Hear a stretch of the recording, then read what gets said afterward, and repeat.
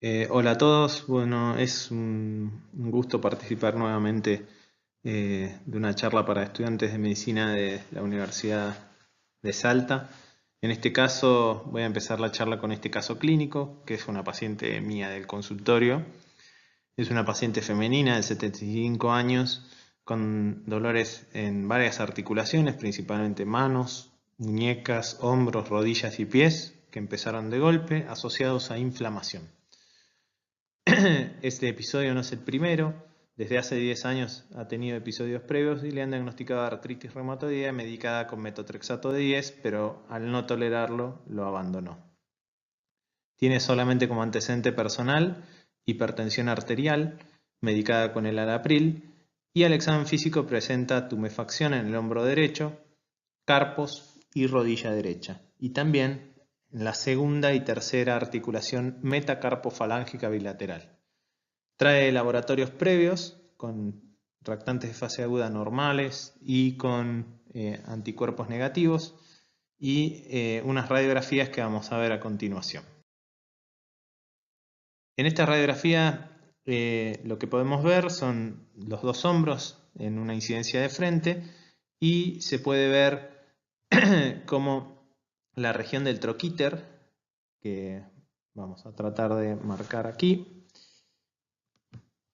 la región del troquíter está erosionada, como ven está irregular. Esto indica un daño crónico de esa región, que es donde se insertan los tendones que levantan el hombro, y además se ve artrosis en la región acromioclavicular. En la segunda radiografía, que es de manos y pies, no se ven lesiones en los quintos metatarsianos, que esto ya lo verán en la clase de artritis reumatoidea, que es un sitio bastante característico de afectación en AR. Tampoco se ven alteraciones en la interfalángica del hallux, que es bastante característico de las espondiloartritis y de la artritis psoriásica.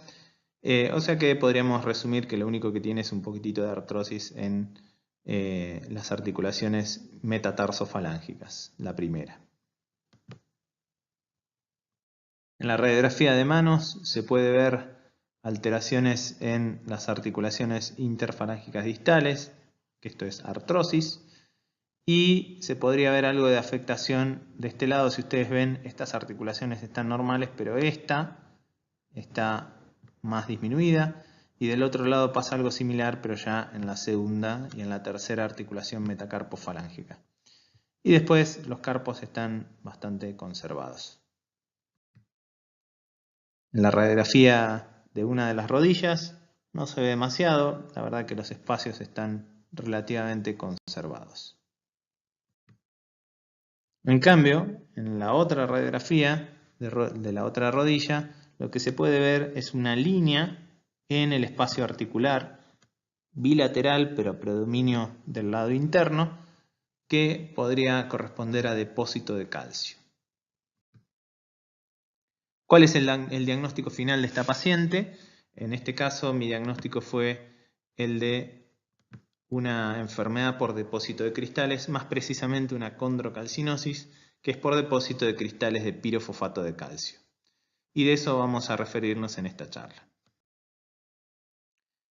Las enfermedades por depósito de cristales son un grupo de enfermedades que comprenden varias patologías y tienen como entidad común porque se producen por depósito y o liberación de cristales en la articulación y a veces en regiones extraarticulares.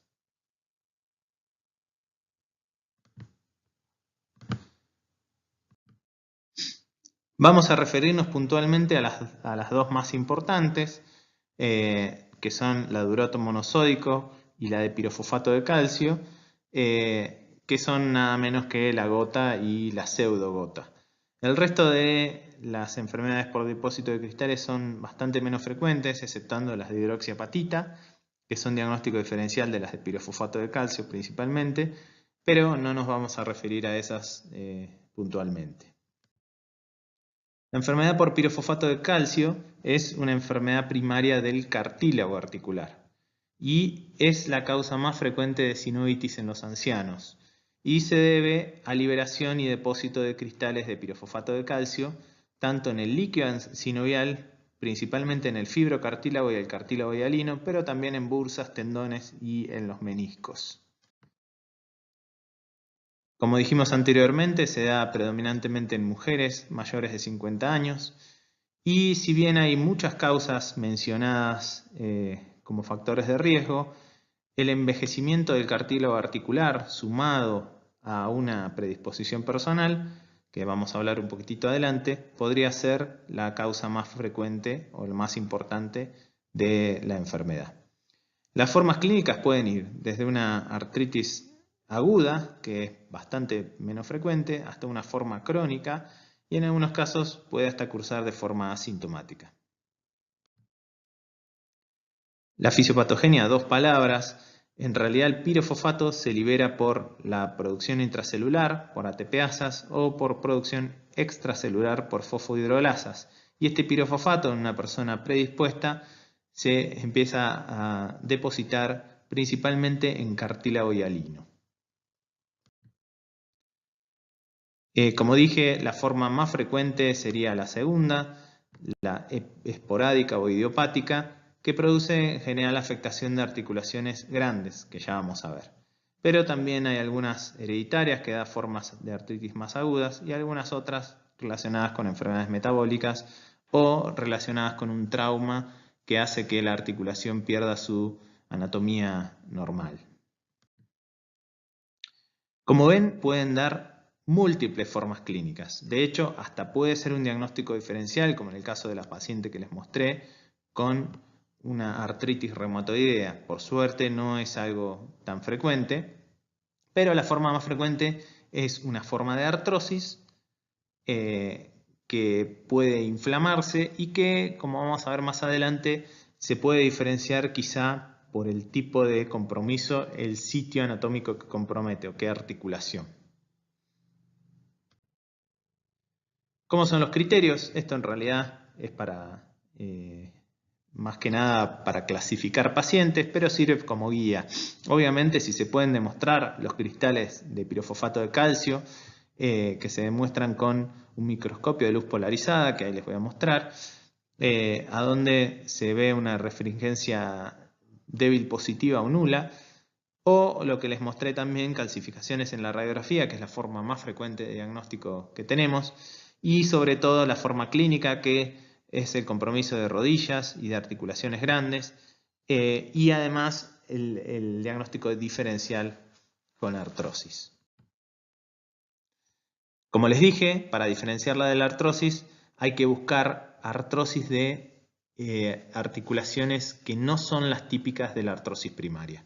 Por ejemplo, el compromiso de los hombros, las muñecas, que ahora vamos a ver específicamente a dónde, el codo y las articulaciones metacarpofalángicas. Como ustedes saben, la artrosis afecta principalmente rodillas, caderas, las articulaciones distales de las manos, o sea, las puntas de los dedos, y la columna. Los sitios atípicos hacen pensar en una causa secundaria o una enfermedad por depósito. El compromiso radiocarpiano, o sea, de la muñeca, o fémoro-patelar aislado, la formación de muchos quistes, que son formas clínicas muy exuberantes a nivel de la radiografía, o formas muy severas, que tengan fracturas, fragmentos interarticulares, y que se calcifiquen los tendones, nos hacen pensar en que no sea una artrosis común. Cuando vemos los cristales de pirofosfato de calcio en un microscopio de luz polarizada, lo que se ve es que poniendo el eje longitudinal, que es el eje lento, paralelo al compensador, se ve azul. Esto debería ser, en realidad se ve como en la foto, de color azul. Acá vamos a ver algunas de las radiografías que son bien típicas, obviamente estas son tomadas de un artículo, a donde vemos cómo el calcio se deposita en la articulación, en la zona que corresponde al menisco. También esto es característico, esta articulación que yo les marco es la articulación típica de la artrosis, pero en este caso la afectada es la trapecio escafoidea, que es aledaña, y acá también se puede ver cómo está afectada la articulación radiocarpiana, que es algo no muy frecuente en la artrosis primaria. Esto también es un ejemplo de articulación trapecio-escafoidea cuando la articulación, la primera articulación de la risartrosis es la de abajo. Y aquí vemos microquistes que afectan una de las caras de la tibia, y estos quistes son más característicos de esta enfermedad. Si se fijan en el gran compromiso femoropatelar de la de arriba, también es algo que no encontramos en las formas primarias. Otros ejemplos más de compromiso de la trapecio-escafoidea. Y en este caso, y esto sí es muy importante, también hay que buscar entre el cúbito y el radio, pero en esta zona que deja el cúbito con el carpo, hay un cartílago que se llama cartílago triangular, y cuando uno ve una calcificación en esa zona debería pensar en compromiso cristálico. Y aquí vemos, como veíamos en mi paciente, el compromiso de la segunda y tercera metacarpofalángica es algo muy característico de la enfermedad por cristales. Otras formas, en este caso hay depósitos de partes blandas o periarticulares, y la forma espondilítica con compromiso de los discos, que también se calcifican característicamente en esta enfermedad. De vuelta meniscos, de vuelta segunda y tercera metacarpofalángica, de vuelta ligamento triangular, pero esta foto principalmente es para mostrarles otro método por el cual podemos identificar los cristales, que se ven como estas pelotitas en el cartílago. Esto es por ultrasonido y también nos ayuda a mejorar la sensibilidad de diagnóstico. Vamos a pasar directamente a la gota, dado que la enfermedad por pirofosfato de calcio no tiene un tratamiento específico. En general usamos las medicaciones que se usan para desinflamar en la gota, o antiinflamatorios o tópicos, y en algunos casos muy parecidos a la R a veces nos animamos a utilizar medicaciones para la R, lo cual no está contemplado en ningún texto, sino que es más que nada tratamiento empírico en pacientes con mucha clínica. En este caso vamos a hablar de la gota, que es la vedette de las enfermedades por depósito de cristales. Esto fue lo que interpretó mi hijo sobre la gota cuando lo hice dibujar a los 6 años. Ahora está un poquito más grande. La gota siempre fue considerada una enfermedad de ricos. ¿Por qué? Porque más allá de la predisposición personal está asociada a, o la asociaban en la época antigua, con ingestas copiosas. Se dice que el mismo Hipócrates fue el que la refirió como enfermedad de ricos. Como saben, los niveles de ácido úrico normales en el varón son menores a 7, en la mujer menores a 6, pero hay una alta prevalencia de hiperuricemia en la población general. Cuando la hiperuricemia es mayor o igual a 9 miligramos de decilitro y esto se mantiene de forma crónica, eso aumenta el riesgo de aparición de gota. Pero estamos hablando de que la gota tiene una prevalencia del 1 al 2% cuando la prevalencia de hiperuricemia llega al 40%, lo cual quiere decir que no todo el mundo que tenga hiperuricemia va a ser una gota. La gota requiere otros factores más allá de la hiperuricemia aislada. Como vemos, es más frecuente en hombres y aumenta con la edad. ¿Qué quiere decir esto? Teniendo alguien predisposición personal, con una hiperuricemia sostenida en el tiempo, se produce el ataque de gota o se declara la enfermedad.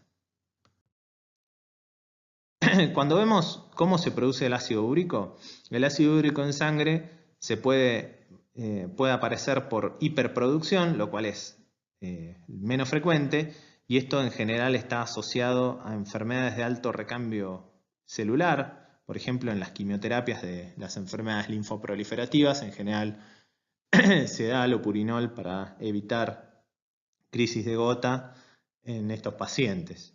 Pero lo más frecuente es que sean hipoexcretores, o sea que no se elimine suficiente ácido úrico en orina. Y esto puede deberse por un déficit del transporte tubular renal de ácido úrico o también en algunos casos por el uso de algunos fármacos o enfermedades asociadas. Como vemos aquí, que es lo mismo, en pacientes con factores de riesgo y obviamente con una predisposición personal, puede haber hiperproducción, que la dietaria tiene su rol, pero no es lo más importante, pero principalmente enfermedades endógenas, como síndrome de lisis tumoral, como les dije anteriormente, y por otro lado puede haber hipoexcreción, como les mostré también anteriormente, lo cual lleva a la hiperuricemia y a la alteración de articular por este cristal. La absorción renal de ácido úrico es del 90% de lo que se filtra, y esto depende de un transportador que se denomina URAT1 y también por un transportador que se denomina GLUT9. Los polimorfismos de estos genes se asocian con altas concentraciones de ácido úrico y con gota, lo cual podría ser una de los causales más importantes de gota en un paciente que tiene ácido úrico alto de forma crónica. Entonces, en un paciente predispuesto, como habíamos dicho anteriormente, algunos desencadenantes como cambios en la medicación, deshidratación, cirugías, ingesta copiosa de alcohol o traumas, produce lo que se llama el brote de gota aguda. La gota aguda, también llamada podagra, produce la tétrada de Celso completa, o sea, inflamación, tumor, rubor y dolor. En general es nocturna, de inicio brusco, y es muy común que se confunda con una celulitis. ¿Por qué? Porque produce malestar general y cursa con febrícula, con lo cual es muy frecuente que se considere, en vez de un ataque de gota, una celulitis del dedo y se le dé antibióticos y se lo trate como tal. En general, lo más probable es que se afecte la primera articulación metatarsofalángica, que eso se llama podagra. Esta forma de inicio que se ve en el 90% es monoarticular. ¿Qué quiere decir? Que solamente va a afectar esa articulación. También puede haber formas que afecten articulaciones periféricas o puede haber algunas formas que afecten bursas, que son las bolsitas que en general no tienen líquido y que forman parte de zonas de fricción, como por ejemplo la bursa prerotuliana. En jóvenes podría afectar caderas, esto es bastante menos frecuente, y puede evolucionar sin tratamiento a ataques más persistentes y severos con menos periodos intercríticos. ¿Cómo es esto? Hay un ataque, un periodo intercrítico, otro ataque, un periodo intercrítico, pero esto se puede empezar a hacer más frecuente en el caso de que no se trate. Estos son algunos ejemplos de lo que se llaman los tofos. Los tofos son agregados de ácido úrico, de cristales de urato monosódico, que en general pueden estar en relación con la articulación, pero más frecuentemente fuera de la articulación, o sea, extraarticulares, y en determinados sitios, por ejemplo, en los codos. Pero también pueden aparecer en la zona de las manos o en regiones de presión, por ejemplo, la región sacra, y nos indican de un paciente que tiene una evolución en general larga y tórpida de la enfermedad. Esta es la articulación del dedo del pie que produce la famosa podagra. La gota tofacia, como les dije entonces, es el depósito de cristales de urato monosódico duros en articulaciones o periarticulares y en partes blandas. Es característico que cuando drenan, o sea, se pueden abocar al exterior, producen un material blanco que no es ninguna otra cosa que cristales de urato monosódico. Y rara vez se infectan. O sea, los pacientes los vacían muchas veces y se vuelven a formar en el caso de que no tengan tratamiento. Y otra cuestión grave es que se puede producir un depósito de cristales en riñón. Hasta el 40% puede tener litiasis renal Y en general, los que son hiperexcretores, o sea, o normoexcretores, esos pueden producir cálculos y nefropatías con una nefritis intersticial. Esto está relacionado al uso de antihipertensivos que alteran la excreción del ácido úrico y el uso de determinados AINE. Para interpretar las imágenes, y esto viene a colación de lo que veíamos anteriormente, esto es un pésimo dibujo realizado por mí, pero la idea que tiene es que es de ser conceptual. Cuando tenemos dos huesos que se afrontan y forman la articulación, las articulaciones que tienen tejido sinovial, este tejido sinovial recubre la superficie de las dos articulaciones y produce lo que se llama un repliegue sinovial. Fuera del repliegue sinovial se inserta la cápsula y fuera de la cápsula se insertan los tendones que se fijan al hueso por el periósteo, en lo que se llama entesis. Cuando vemos lesiones relacionadas a la artritis reumatoidea, lo más frecuente es que empiecen en donde hay más tejido sinovial. ¿Y donde hay más tejido sinovial? A donde hizo el repliegue.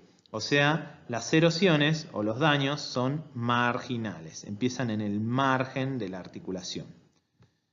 En las espondiloartritis, pero también en la artrosis común, que esto se ve mucho en las articulaciones interfalángicas distales de las manos, las erosiones o el daño se produce en el centro, fuera del margen.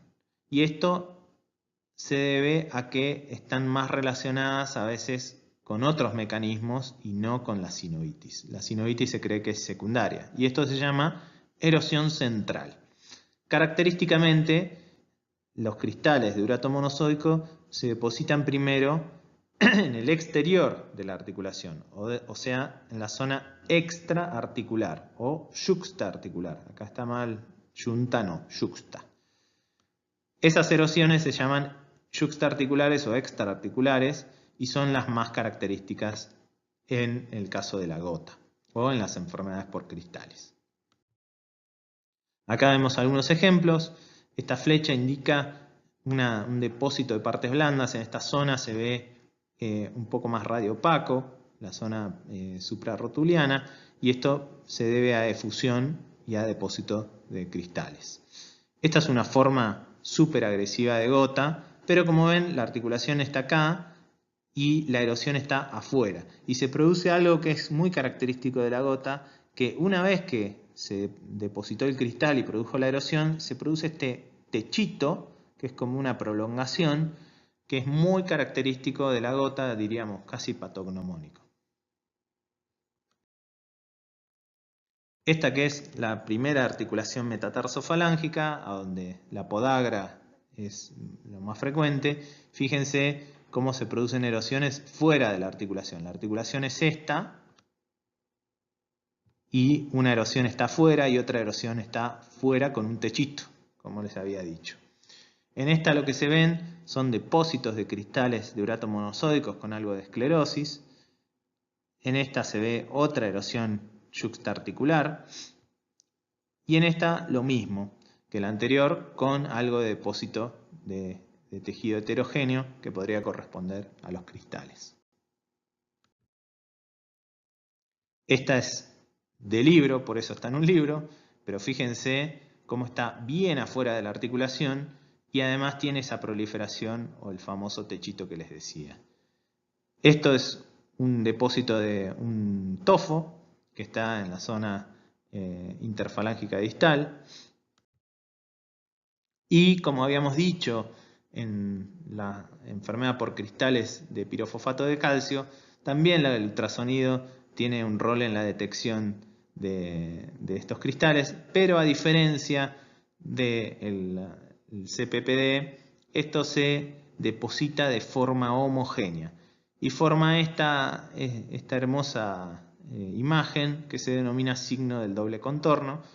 Hemos diagnosticado a algunos pacientes gracias a la ecografía, con lo cual, al ser un método poco cruento y no tener que punzar la articulación para sacar líquido, nos da la oportunidad de diagnosticar pacientes sin invadirlos. Con respecto al laboratorio, y acá hay una de las razones por las cuales se puede confundir mucho con una celulitis, en general en la crisis, o sea cuando es la podagra, se produce leucocitosis, aumento de reactantes de fase aguda. El ácido úrico puede estar normal o pseudonormal, esto es porque al removerse, al depositarse, perdón, los cristales de urato monosódico, bajan los niveles en sangre en la crisis, es como que migran rápidamente y pueden dar esto que es una pseudonormalización que no nos ayuda al diagnóstico. Y intercrisis en general lo que se pide es el nivel de ácido úrico y la uricosuria de 24 horas justamente para ver si es hipoexcretor o no, y en el caso de que sea hipoexcretor, que va a ser el 90%, existen ciertas chances de tratarlos con medicaciones que no tenemos nosotros disponibles.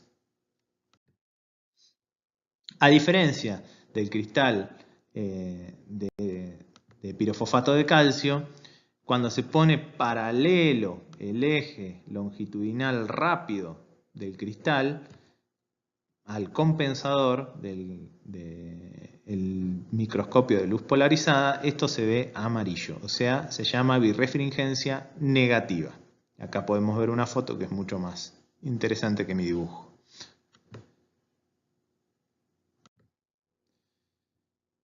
¿Cómo es el tratamiento de la gota? Principalmente educación y cambios del estilo de vida, sobre todo porque esto es lo que se puede modificar. Hay que descartar causas secundarias de gota, por ejemplo, los fármacos como primer consideración. También ver qué medicaciones de estas que podrían causar la gota no son esenciales y se pueden cambiar por otra. Y además hay que evaluar cómo está la enfermedad de extendida. Y esto es súper importante porque nos va a dar el pie para usar un tratamiento o quizá solamente tratar la crisis. Con respecto al tratamiento, debemos diferenciar el tratamiento de la gota crónica del tratamiento del ataque de gota. Y el tratamiento del ataque de gota es sumamente importante, dado que es algo que cualquier médico puede ver en una guardia y que en general es muy mal solucionado. ¿Por qué? Primero porque puede haber una mala interpretación y tratarlo como una celulitis, como les dije anteriormente. Y segundo, porque en aquellos que detectan la gota, la primera opción de tratamiento es el allopurinol. ¿Y qué pasa con el allopurinol? El allopurinol es una medicación que baja el ácido úrico en sangre. Si nosotros tenemos depósito de cristales de urato monosódico en una articulación y bajamos los niveles en sangre de este ácido úrico, lo que se produce es que por gradiente se empiezan a remover los depósitos que estaban en la articulación. Y eso puede empeorar aún más el ataque de gota, la podagra. Por lo tanto, está prohibido usar allopurinol en el ataque. ¿Cómo se soluciona esto? La gran mayoría, solo con AINES reglados, tienen una buena respuesta, pero un grupo importante de pacientes pueden necesitar la colchicina. La colchicina es una medicación muy antigua, pero que ha demostrado una gran eficacia en el tratamiento de la gota aguda y también en el tratamiento crónico de la gota. O sea que la elección en general es la colchicina, que tiene un esquema de dosis que antes era dar colchicina a cada hora hasta que el paciente tenga diarrea, porque eso es el evento adverso más frecuente, pero actualmente se da 1 miligramo cada 8 horas o 1 miligramo cada 6 horas en algunos casos, durante 2 o 3 días, y con eso es suficiente. En algunos casos puntuales se pueden usar corticoides vía parenteral o vía oral, pero la verdad que en general intentamos no usar corticoides. Como les dije, cuando hablamos de cambios del estilo de vida, en los obesos se recomienda perder peso, cesar el tabaquismo, hacer ejercicio y mantener una abundante hidratación. Si ustedes se acuerdan, la deshidratación puede ser un desencadenante. Hay que promover alimentos sin grasas y descremados y vegetales. Hay que limitar los tamaños de las porciones de las carnes, principalmente de estos los mariscos y las sardinas. Todos los frutos de mar son los más relacionados con el alto nivel de ácido úrico. También las frutas naturalmente dulces, el azúcar o las bebidas azucaradas, la sal, incluso en las salsas. El alcohol, particularmente la cerveza, por sobre las bebidas blancas y el vino, la cerveza aumenta mucho más el ácido úrico. Y evitar las achuras, el hígado, el riñón, las bebidas con alto contenido de fructosa y la sobreingesta de alcohol, y cualquier alcohol tiene mal control o ataques frecuentes. O sea, si el paciente no está controlado, no debe tomar nada. Ahora, si el paciente tiene una enfermedad más o menos controlada, con pocas crisis o niveles de ácido úrico aceptables, uno le puede permitir, puede tener su permitido, digamos. ¿Cuándo es la indicación de tratamiento farmacológico fuera del tratamiento agudo que les di anteriormente? Las indicaciones son que el paciente tenga tofos, o sea, esos nódulos de cristales de urato monosódico, o que tenga ataques frecuentes, mayor o igual a 2 ataques anuales, antes se hablaba de 3, pero bueno, cuando tiene muchos ataques seguidos, ese paciente debe recibir tratamiento crónico. Enfermedad renal crónica o que tenga nefropatía por cristales de ácido úrico. Esas son indicaciones absolutas de tratamiento. ¿Qué se hace? Se baja el ácido úrico o en aquellos que excretan poco se puede dar uricosúricos. Aclaración, el Probenecid, que es el uricosúrico por excelencia, no está disponible en el país. Y en general usamos allopurinol o febuxostat, que es otro hipouricemiante más moderno.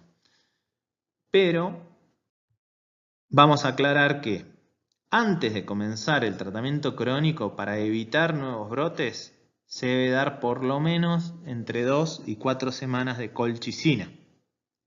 Ahí no la damos como en el brote, que el brote necesitábamos darle muchas dosis seguidas, sino que damos una dosis al día de solamente colchicina durante por lo menos 2 semanas, y a partir de ahí podemos empezar a usar un hipouricemiante, justamente para evitar lo que les había dicho, que se produzca la podagra en un paciente que remueva depósitos de ácido úrico articular.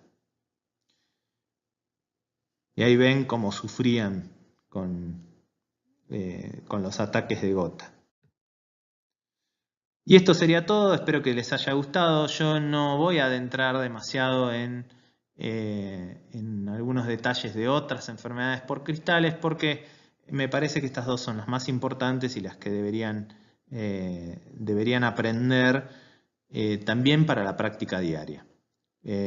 Cualquier duda o consulta estoy a su disposición y espero que les haya gustado.